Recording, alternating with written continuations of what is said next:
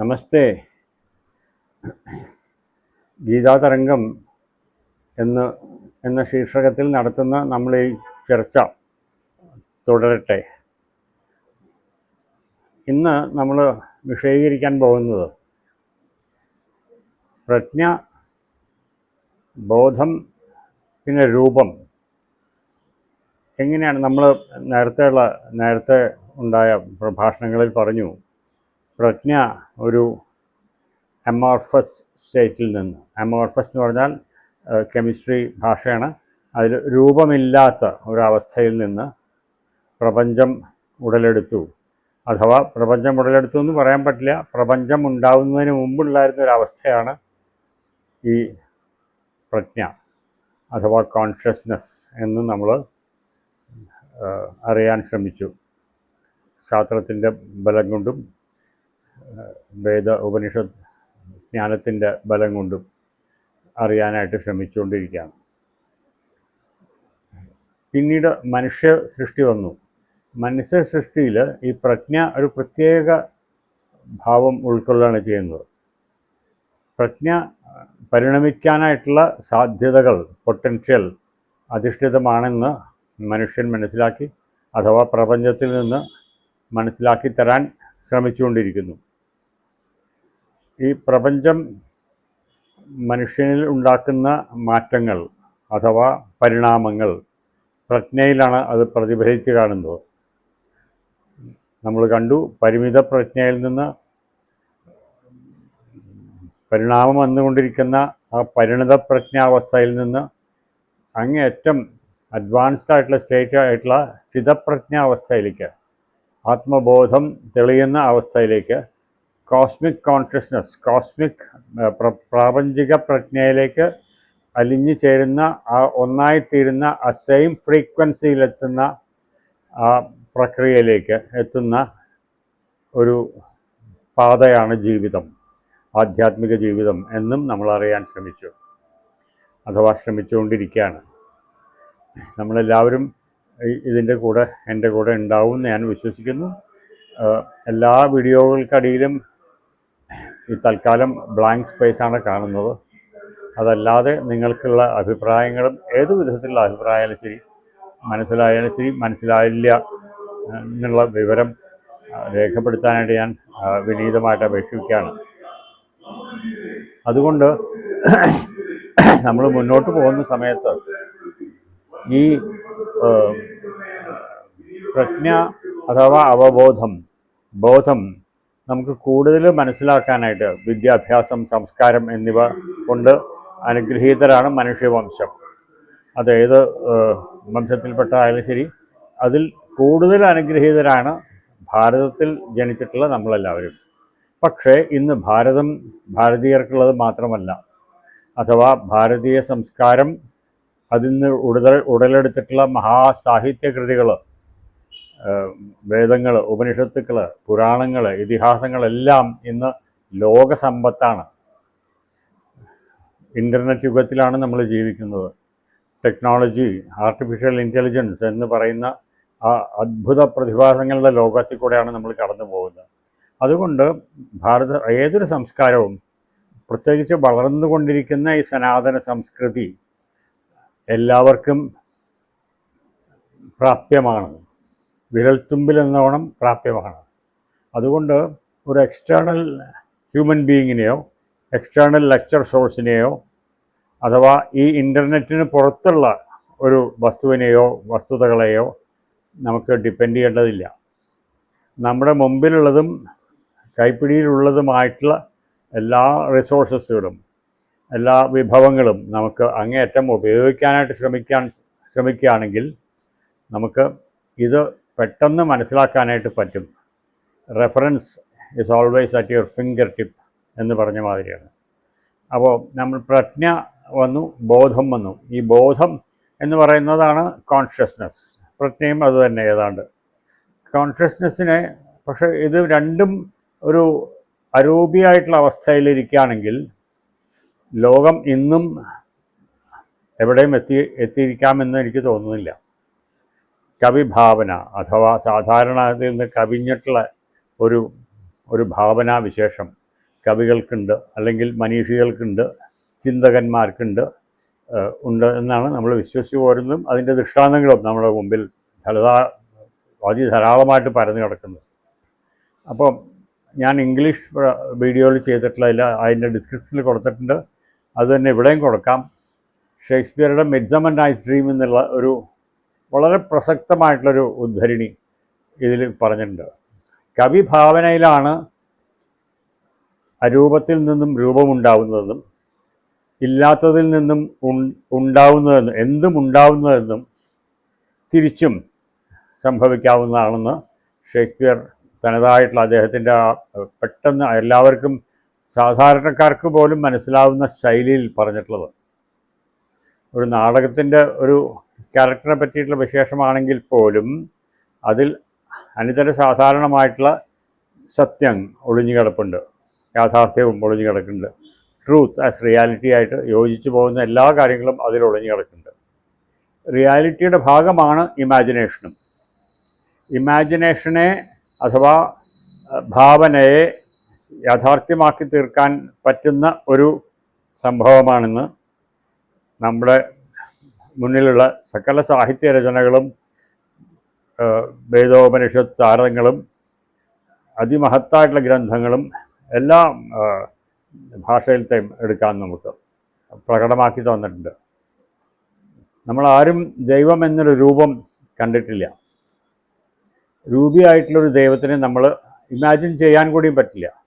പക്ഷേ കവിഭാവനയിൽ കൂട്ടിയിട്ടുള്ള ആ ഭാവനാ വിലാസങ്ങളാണ്, ആ ഭാവനാ പ്രതിഭാസങ്ങളാണ് നമ്മുടെ മനസ്സിൽ ഒരു ഒരു shape and structure, A definite shape, വളരെയധികം വ്യക്തമായിട്ടുള്ള ഷേപ്പുകളും എല്ലാം നമ്മളെ സ്വാധീനിക്കാൻ ശ്രമിച്ചിട്ടുള്ളതും നല്ലൊരു പരിധിവരെ സക്സസ്ഫുള്ളായിട്ട് നടന്നിട്ടുള്ളതും.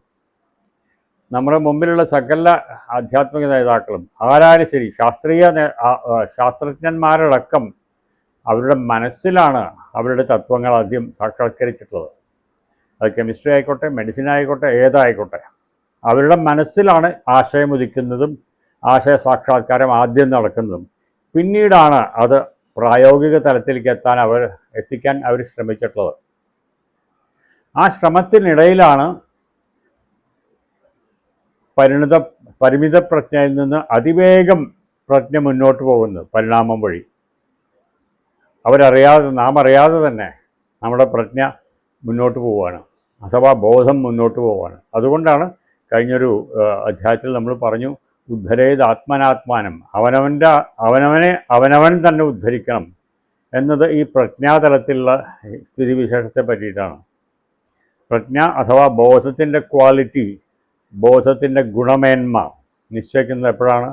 നമ്മൾ ഇന്നലെ അറിഞ്ഞ വസ്തുതകളിൽ നിന്ന് ഇന്ന് വരുമ്പോഴത്തേക്കും അതിൽ കൂടുതൽ ഉയർച്ച ഉണ്ടാവുക, ഒരു സൂപ്പർലേറ്റീവ് സ്റ്റേറ്റിലേക്ക് എത്താനുള്ള ശ്രമം നടക്കുക, അതിൻ്റെ ഫലം കാണുക. അപ്പോഴാണ് നമ്മളെപ്പോഴും ഒരു ഇവല്യൂഷൻ്റെ കണ്ണികളായിട്ട് മാറുന്നത്. ഇപ്പോൾ നേരത്തെ പറഞ്ഞ മാതിരി അരൂപാവസ്ഥയിൽ നിന്ന് രൂപാവസ്ഥയിലേക്കുള്ള മാറ്റം, അത് വലിയ വലിയ പ്രകമ്പനങ്ങളാണ് ലോകത്തിലെവിടെയും ഉണ്ടാക്കിയിട്ടുള്ളത്.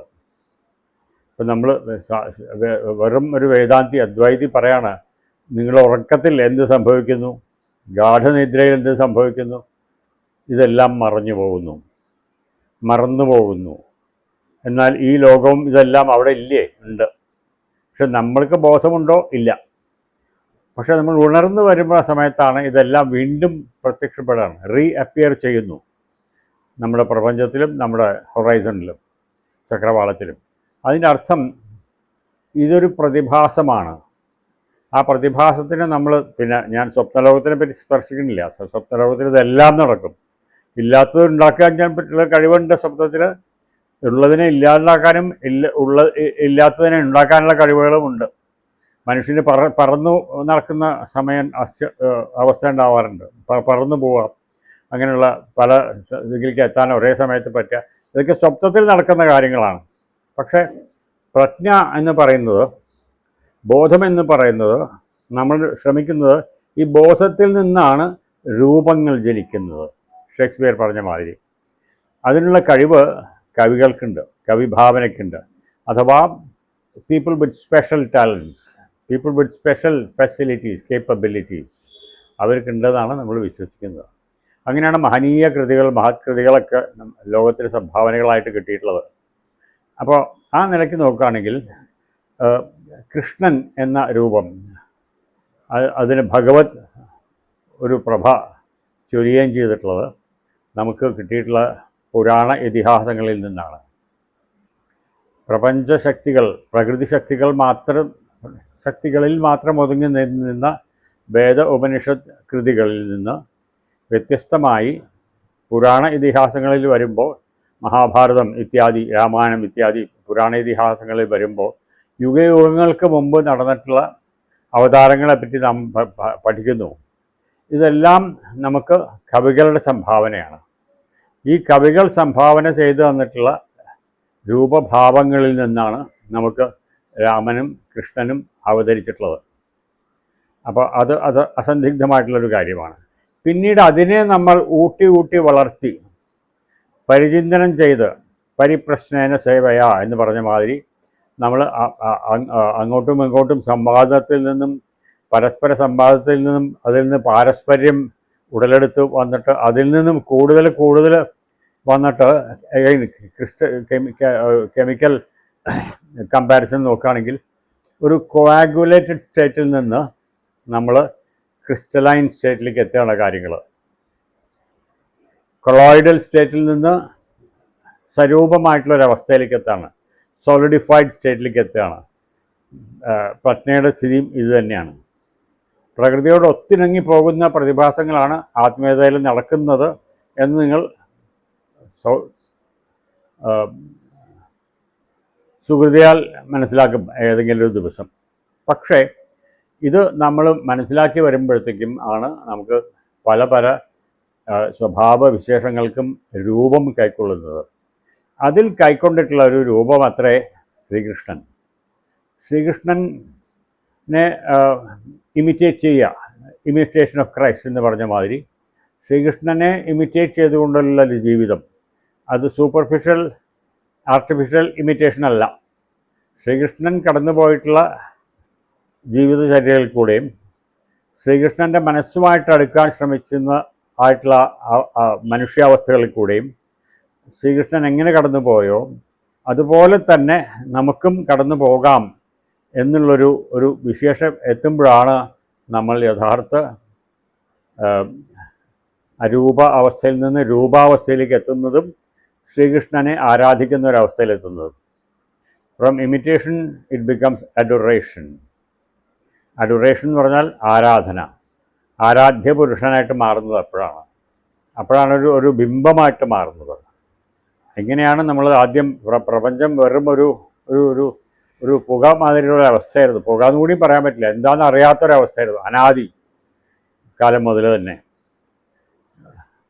ആ അവസ്ഥയിൽ നിന്ന് ഒരു പ്രകടിത രൂപമായിട്ട് സോളിഡ് ഷേപ്പായിട്ട് മാറുന്നതാണ് ഈ രൂപം അഥവാ ഫോം അഥവാ ഇമേജറി അഥവാ സിമ്പിൾസ്.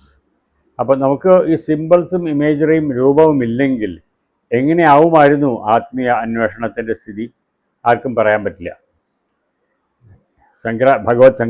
ശങ്കര ഭഗവത്പാദർ പോലും അങ്ങേയറ്റത്തെ അദ്വൈത ചിന്തകനായിരുന്നിട്ട് പോലും അദ്ദേഹത്തിൻ്റെ കൃതികളാണ് ഭജഗോവിന്ദം, സൗന്ദര്യലഹരി എന്ന് പോരുന്ന സഗുണ ഉപാസനയുടെയും ആരാധനയുടെയും ഉത്തുംഗ ശൃംഗത്തിലെത്തിയിട്ടുള്ള മനോവസ്ഥ പ്രതിഫലിക്കുന്ന കൃതികളാണ് ഞാനീ പറഞ്ഞതെല്ലാം.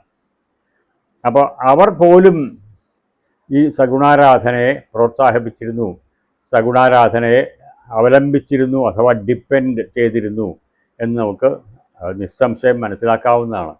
നമുക്ക് ഈ ചർച്ച മുന്നോട്ട് കൊണ്ടുപോകാം അടുത്ത ലക്കങ്ങളിൽ. അതുവരെ നിങ്ങൾ ഞാനീ പറഞ്ഞ വസ്തുതകളെല്ലാം മനസ്സിലേറ്റി ആരാധിക്കല്ല, മനനം ചെയ്ത് നിധിധ്യാസനം ചെയ്ത് നിങ്ങളുടെ കമൻറ്റ് ബോക്സിൽ രേഖപ്പെടുത്തണമെന്ന് വിനീതമായിട്ട് വീണ്ടും അഭ്യർത്ഥിക്കുന്നു. നമസ്കാരം.